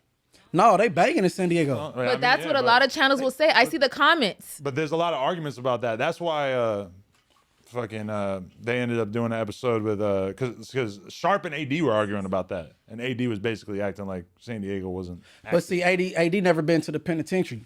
So like when you go to the pen, it's like college. Everybody gonna be there. Dudes from up north, people from San Diego. So you gonna be with the North Siders, the Bulldogs, the Southerners. You know what I'm saying? Like I didn't know that white people had politics like black people until I went to the pen. Really? I didn't know there's a difference between Peckerwoods and skinheads. So when I get to the pen, like the Peckerwoods are non-racist. they don't. They say I was talking to him. He said they don't dislike black people. You know what I'm Right. saying? And then in this particular pen, the rest of the white boys, if it's a green light on the Peckerwoods because they was told not to program with the Bulldogs, which is in Fresno, because the white boys rock with the Southern. Some stupid shit I don't really care about, but right, I'm like, damn, it's different grades. Like you got gangsters, neighborhood Crips, Paw Rules, Bloods. They got skinheads, rednecks, Peckerwoods. Like they got different little, you know what I'm saying?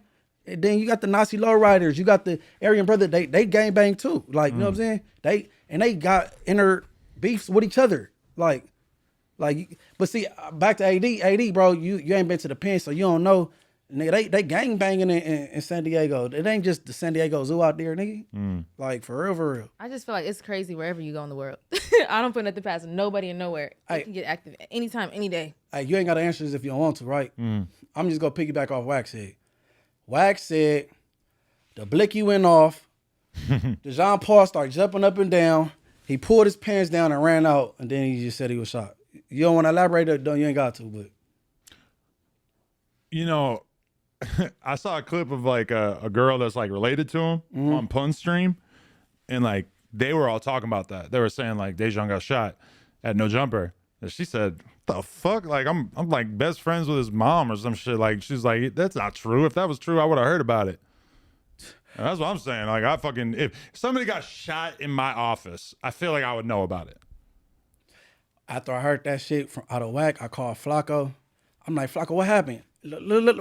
Right. Okay. The gun went off, and you know he put his pants down. It looked like a rash. I said a rash. I said, you know, with a gunshot, did he get grazed? You know, with a gunshot, what it look like? Like a rash. Man, you know, Flacco could almost be a comedian though. People don't know that. He might have just had a rash. I don't know, but nobody got shot at. Did he put down his pants? Not that I saw. He wanted to be I a feel part. Like that is entirely made up. Okay, Wack was being putting extras. I think Wack is just having fun with it. Yeah. Okay. I thought you trying to audition for Plugtalk. Nah, I don't know. He can't be a part. No Plugtalk. I don't think that he would be interested in that, but I don't know. The nigga that you did the April Fool shit with, he'd do a scene with the nigga Dejon Paul. He should be so lucky. Oh, weak, man. No, I just had to get that out the way. I didn't know if you wanted to elaborate that on that. No, that shit all cap. I don't know. I wanted to ask you earlier because when we were talking about the police, I was just letting y'all get it off. But talk that out. But do you see now, like, do you look at the police differently now that you kind of surround yourself with a lot of like people that have been in and out of prison system? Hold on, how did you look at them before? I don't know. I don't know because. You know, he's from being from New Hampshire, and then actually getting experience it firsthand or hearing these stories firsthand over and over and over. I think after so many times, you're gonna look at stuff differently. Like of all the rappers I interview and shit, they don't usually end up complaining about the cops too much.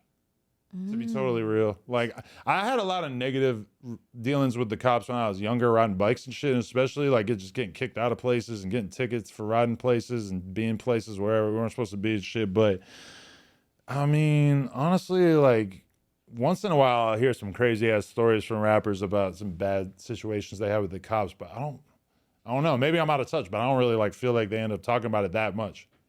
I don't know. Is the grudge against the LAPD strong these days? Police, period. It is. Okay. Police, but when she asked that, I about to say, so I thought you might have heard something before. No, actually, I've never actually heard you talk. I just wanted to know, did you ever have like any type of view of the police at one point? And then you kind of like, all right, now I see what people be talking about. Hey, but he was the biggest fuck up in New Hampshire though. But like honestly though, all right, this is the thing. I got arrested like 3 or 4 times while I was in high school, but like mostly for graffiti and like vandalism and shit. And then what the fuck was you tagging, bro? Trains, actually, primarily. But then also I got caught behind this random fucking building one time, spray painting and shit. But either way, like like after that, like by the time I turned 18, I didn't get arrested really like after that. I got arrested one time, but the case dismissed, whatever. And it's like I never really had that much dealings with the cops as an adult. Like when I was young, when I was a juvenile for sure. But as soon as I turned 18, aside from getting like little tickets riding bikes and shit, like I always kind of done a good job not having to like really deal with the cops that much. There ain't nothing wrong with that, especially because you're super tatted. So like. But I feel like the no criminal record thing, because like it was all when I was juvenile. Like I feel like that is like the number one thing. When I get pulled over, is like they figure out I don't got a criminal record and they just forget about everything else. They don't even care. The car smells like weed, whatever. If you don't have a criminal record, they just. So you never had no crazy run-ins since you've been living in LA, like with the police or anything like that, like being stereotyped, having tattoos, anything. You ride in the car, brick baby and shit. You will. No, Yeah, I've never been. Knock on wood for you though. I mean, I've never want it really to drove happen. around. Well, I mean, I guess I got on like parties with him and shit, but I'm not like driving down Slauson with Brick Baby. You know, last year coming from YG show, last year February, I went to jail, bro. I got pulled over. The homegirl had a gun in her car. They took her. They put me in the back of the. I'm just speed it up. They put me in the back of the police car. Also, they let the other little homegirl go, but they told my little homegirl that I'm taking him because he's being a pussy. He's lying about being blind. They thought I was lying, bro. What? So this what I want to know, because they say body cams is like paperwork these days. You know what I'm saying? So if I go back to February 2nd last year, and get that, I got a case, right? Because you said this, bro. Like, I went to jail for being blind. Shit, it makes sense to me. But I need a consultant. I mean, like, how can you arrest somebody for lying about being blind, even if you were? He thought I was lying, bro. He was charge. asking them, how long have you known them? So at this point, he thinking I'm lying to them, and I got them under false pretense. You know what I'm saying? So when you get pulled over, like your ID and nothing, or your name is ran in the system, it doesn't say that you're blind or anything like that? I mean, shit. I mean, you could tell by the picture, probably. I mean, but nigga, I don't know how it might say Inglewood Family Gangster Bloods, Munchie B or something. I don't know. I ain't on parole probation no more. I've been to the penitentiary and all that little shit. But I ain't got shit, nigga. You feel me? Nigga, if you pulling us over, talk to her. You shouldn't even be asking me for nothing. Just anybody parole probation, no. And then after that, you know what I'm saying? You took me to jail for nothing. I had to bail out. I'm still paying that bill. Damn. That's grimy. Yeah, I might need help with a lawyer. You know what I'm saying? We're going to sue the fuck out of LAPD. Real. Yeah, but I feel like, I don't know. I never really, like, I got pulled over one time in the last 5 years. Damn, that's good. That's a good ratio, right? I don't Yeah, know how that's I did good. it. That I'd is be on my good. phone. What about you, Mariah? Oh, I'm scared to say. When was the last time you got pulled over? I also don't even see cops Where you live at? like driving to work. I almost never see them, which to me is very unique because in New York, it felt like there were cops everywhere. Yeah, New York does. They have them like. It does have the every highest corner. like percentage of cops in the whole country and shit. But like, all right, you know what I realized I never wanted to commit any crimes ever again is I was in New York and a UPS truck pulled up and it just looked totally normal, and then a bunch of fucking undercovers rush out of the UPS truck and the like blue lights like turn on the UPS truck. Like the whole thing was like an undercover operation raiding this like drug house or something. That's what I assume it was. In that moment, I was like, these cops are way too good. I don't ever want to be like trying to pull anything off over here because they just like, they got too many resources. I never see any crazy like detectives undercover type shit going on out here. Did you ever watch The Wire? I love The Wire. Okay, That was one of the greatest experiences of my life. watching Always that bring the shit. wire up. Now I Because just gotta watch You it. have, because so let me good. tell you, this makes me not want to play the police. But them type of police is out here too, though. They do have that type of Yeah, shit. they up on the light poles just chilling and shit, doing nothing. Oh, really? Like acting like they, you know what I'm saying? Everything is a police to me, and I've never been in trouble. Everything's a police to me. I'd be like, I watched The Wire when I was a kid, and I watched it. I started rewatching. I'm like, yep, They didn't tell you the notorious story with the dude that's from Crip Mac hood that had the camera in his chain, taking his homies down. For real? Yeah, like I don't want to say the wrong name, and they be like, nigga, that wasn't me, that was something. So, Yeah, but he from that area and shit. Brick probably know about it. Like, Oh shit. yeah, hell yeah, like no, these police is sophisticated. Period. You know what I'm saying? Like, you know what I'm saying? Damn. I don't break laws. I break bitches' backs. That's right. interesting. No, that's it. I'm a podcaster now. Oh, you're making me thankful that I ain't had like legal problems because it's like that's the number one thing you need to do if you want to be happy in life is you gotta fucking not get smoked and not end up in a bunch of legal bullshit. We all seen that. No, I'm about to get security around me that carry a gun. I know you don't know this, but you're wearing all blue and I'm wearing all red. So I thought I was gonna say that a long time ago, but I was like, I'm gonna let when they see this, they're gonna say it themselves. Hey, look, I wear blue on purpose, right? Because people be sending me like merch and stuff. Don't typecast me, bro. I don't gotta wear red every day, bro. You can send me gray, blue, and you know, it's shit like that. But all right, but you wouldn't rock all orange. if the fit cool, you can't wear all orange like you wear all blue because you like a carrot or something. But I wear some orange shoes with like a cool hoodie or something, like, you know what I'm It saying? looks like you're trying to do it on purpose. It looks like intentional. All right, it's something I gotta get to, but before I get to that, Cause I was watching Suspect. Y'all went to that little party and everybody be one of the porn parties. I need an invite. For sure. I need to participate in one of them things. Man, sometimes I go to porn parties and the shit's weak as fuck, and sometimes you go to a porn party and it's so lit that everybody else hits you up and gets mad at you for not inviting them. Mariah, you go come? Shit. A porn party? Yeah. No. You got to get out your, you know what I'm saying? It's not like people are doing porn there. It's just a bunch They just half naked. There's just girls there who do porn, but there's a bunch of normal people too. You would get, they'll all be like, oh my God, you're so cute. Because they could like feel it on you that you're not a threat to their livelihood. Yeah, maybe just to be like an innocent bystander, to be interested, like, because I'm very interested. You're my assistant. Okay, that'll work. I'm not going to hold you to any standard. Then I'm not going to like try to see what you're, you know. I just come with me because it watered me down. Since I look like this member and you're kind of like PG-13, you know what I'm saying? Do I look innocent? If I look innocent, I'm with it. Girl, boo. All right, look. That's what I wanted to ask, right?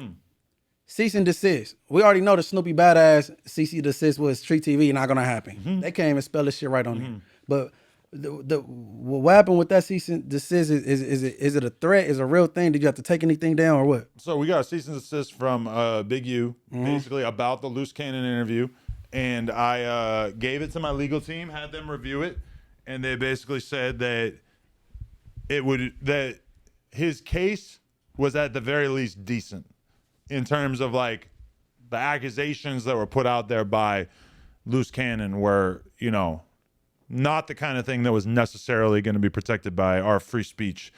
They were saying that, yeah, there's a pretty good chance that I could beat it if we took it to court, but taking it to court is going to cost realistically hundreds of thousands of dollars. Now, there's a chance that we could have said, all right, fuck it, we're taking it to court, and the Big U could have said, all right, I don't want to spend hundreds of thousands of dollars on my side, so I'm going to just give up or whatever. But we, after reviewing it, we decided that probably it was a better idea to just take the shit down, so that's what we did. Right. Have you ever had to take any other videos off before for something? We got a cease and desist from Tristen Thompson because there was a girl on the podcast who was talking about fucking him while he was with, what's her name, Kardashian, Khloe, I think. And to be honest, like I was drinking on that podcast and I don't really pay attention to the Kardashians and shit. So like I didn't really like even understand that what she was saying was like a big deal. And it ended up going super viral on all the blogs and everything. And then we got a cease and desist from his legal team, basically not happy about it. So I could have sent you a cease and desist when Draco was talking about me on your platform. Well, he didn't even say your name, so that seems like it would be kind of a tough sell. I wouldn't have did it, but I'm just saying, I wouldn't have had no case. In theory, like, I mean, you know what's a crazy one is that after Kendrick put out a whole song calling Drake a pedophile, I mean, he probably could just sue him, right?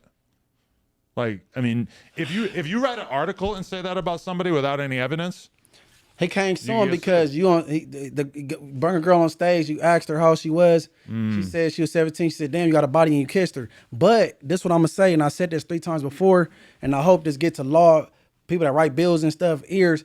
I think the legal age should be across the board, all 50 states, because he's from Canada, where if you're 16, you're an adult. And then when he did the shit with the girl, he's in Colorado, where 17, you're an adult. Where I'm from is 18, so I'm trained at 18, you're an adult. If I was raised in Canada and I went everywhere else, I'm gonna think 16-year-olds is fair game. right? This where he came up all his life. So you confusing people, bro, and you confusing the demographics, the people, whatever how you want to call it. With this, the state to state, the laws is different. Because regardless of what the law is anywhere, I feel like in the court of public opinion, it's 18. And nobody's trying to hear nothing otherwise. Hold they on, don't give a fuck what country you're in, what state you're in, is 18. So people that never been outside of Canada, they don't care about this 18 thing. You know what I'm saying? Yeah, I believe that like in some European countries, the whole like they don't take this conversation serious at all. Like they think that this is like a weird thing for us to be arguing about. Okay, say if Adam played for the Toronto Raptors, that's in Canada. Okay. Now you done blapped down the 16-year-old. You done took her down. This is a nice hypothetical for me. Now you done travel to LA, and then you got to hold it to some blogger you beefing with, and he fucked a 16-year-old. But it's legal out there. He played basketball in Toronto, and he's from there. I can't imagine personally. I would never want to get anywhere close to it. We don't fuck with girls that aren't like at least 20, 21 for the porn shit. I was gonna ask you, is there like a certain age that you just won't deal with because? I mean, there might be like an exception where we fucked with some girl who was like 19 or some shit, but generally we try to stick to like 20, 21s. It's kind of weird when they're like fresh into the game, like brand new 18. That's a little. Hey, for the record, so y'all don't come for me, bro. My daughter about to be 18 this year. I don't even, like, you know what I'm saying? But I'm just saying they should make the same law all 50 states, you know what I'm saying? So it won't confuse anybody and nobody morals is discombobulated, twisted up. You know what I'm saying? That would be good. I just think that's a crazy thing to throw on people. Like I hate that word. What? The pedophile word. I Pedophile? just hate that word. I just. Yo, but you want to know something? Like, there was a rapper that I fucked with back in the day, right? And he was fucking with this girl, and somebody DM'd me and was like, yo, your homie's like fucking with a 16-year-old. And he was like pretty young. Like, he probably was like 18, 19. So I told him, and he's like, yeah, I got a contract signed with her parents. Like, he had like preemptively like sent her parents paperwork to sign to like acknowledge that it was cool. He was 18, 19. Yeah, he wasn't like that much older than her, but he was like rich. So he got paperwork signed to like. Okay, so he was sure he was 18, good. 19, and she was like, what, 16? I think she was 16. That's not bad. But he was rich, so he had to cover his ass. Exactly. Yeah, because I always like to, and I'm not consenting or saying anything's okay, but I was a teen parent. So you're in high school with people that are older than you, and it's possible that it can happen. I'm not saying that it's okay. I'm just saying that it's very possible that you're going to be in school around your peers could be 19 sometimes. I'm gonna just throw this out there, even though I don't really like to admit it though. Before we get up out of here, when you like, I believe when you get put on the gang, you're emancipated. You're an adult at this point, because you might be 15. You say something wrong to one of the big guns is 40. He gonna knock you on your ass. It don't matter about your age. Now females that get put on the hood, like, you know, they fresh, and then you got these older niggas looking at them. You know what I'm saying? They like, oh, the little homegirl got a little ass on her, or they want to mess with the big dog and they messing with a big homie. And I think everybody, especially if you're from LA, we all seen girls walk out to school and hop in cars with older dudes. You know what I'm saying? Like, but they don't make it right. It don't make it right. But you know, it takes place. You know what I'm saying? No one's gonna admit it, I admit it happens in the gang culture. Yeah, but no one's gonna admit that, and people try to pretend like these things don't happen in real life. Like they try to turn the other cheek. Well, you know what's been going on recently on Twitter? I feel like it hasn't really made it to the like mainstream blogs and shit, but like everybody's just calling out all these dudes who are hanging out with Ruby Rose when she was underage. I seen that. They were talking about Travis Scott. All these other. Was she people, famous at the time? Nah, because all right, so this is how I met her. Is I used to have this like BMX flop house, North Oxford Ave over there up on Western. And hold on, what is a flop house, bro? We like bring the hoes? Nah, it was just like me and a bunch of BMX homies lived there, and we would be having like parties basically every night and like bringing people back from the bar and just getting fucked up. It was just a crazy ass spot where it was like the house in the neighborhood that like, if you were friends with us, you could just stop by and like you just knew that there would be people just hanging out every day. Right. And so I had this one rapper I was friends with, and he came through and he had some girl with him, and I'm looking at her for a second just wondering who she is or whatever, but I didn't even think anything of it. And then like the next day somebody told me like, you know that girl he was with, like, and it was Ruby Rose, and like they're like, she's underage. I'm like, oh shit. So that's how I met her. This before the fame. But then right after that, a couple months later, boom, she's in the Bad and Bougie video. So she was in the Bad and Bougie video when she was underage. She was. Yeah. I just seen a clip of that too. I think a lot of her stuff is circulating. She was fucking with all these other dudes from Atlanta around that time. So like she was fucking with my homie. I don't even know if he knew. She was like 17, I think. How old is she now? 25, something like that. This was like 2014, 2015. She was young when she was with Playboy Cardi, right? She was pretty young. Because she talked about fucking him underage when she was underage on Vlad. But it's weird, like nobody really give a fuck. I don't know. People don't make that big a deal out of it, you know? It's so tricky to like poke at something like, if she's not tripping, her family's not tripping, then you know what the thing about it though is that I believe that somebody like Cardi or Travis Scott would never in a million years fuck with an underage girl now because they got so much to lose. They probably got people around them that are going to check everybody's ID or whatever, but they weren't famous at that time. So they probably just weren't even giving a fuck. But she also could have just been tricking everybody. Just lying to them, you know? Or niggas probably didn't care. Yeah, they probably didn't care because they weren't really popping yet. She had body and shit. Because she was what, like a model or Instagram model or something at that time. She was, right? Yeah. I mean, if you're a video girl in the Bad and Bougie video, you must have looked all right? No, look, not. But is her body mature at that age? Like back then, what we talking about? I don't really remember, but probably. I don't know. That's really tricky. I hate when these conversations come up because it's like if you say it's damn if you do, damn if you don't. Yeah. You can't even be honest. So, Hey, look, bro. We about to get up out of here. I just want everybody, man. Look. Ask these girls if they got an EBT card. Don't ask for ID. They got fake IDs. You gotta be 18 if you got EBT. So that's where your EBT card. Cause all these ghetto borrow an EBT card. No, I gotta have her name on it. Gotta have her name on it. No, cause we go protect our brothers. But lead us out, Mariah. well, Adam, I didn't get to pick your brain enough, but it'll happen one day. I'll get to really pick your brain. But thank you so much for coming and taking the time out to talk to us. But make sure you follow our podcast at Rich at Heart Podcast on Instagram. My Instagram _ Mariah with 4 H's. And I did it. I came and I fucked with the Blood Podcast. Big team, babe. Big team. Shout out to all my gerbs. Yeah. Hey, everybody follow up NB_the mayor. NB_the mayor. That's on Instagram. Then Morals Over Money 92. That's my YouTube channel. Morals Over Money 92. That's TikTok and YouTube. And everybody already know where to find the 22 store though. You know what I'm saying? You feel me? Hold on.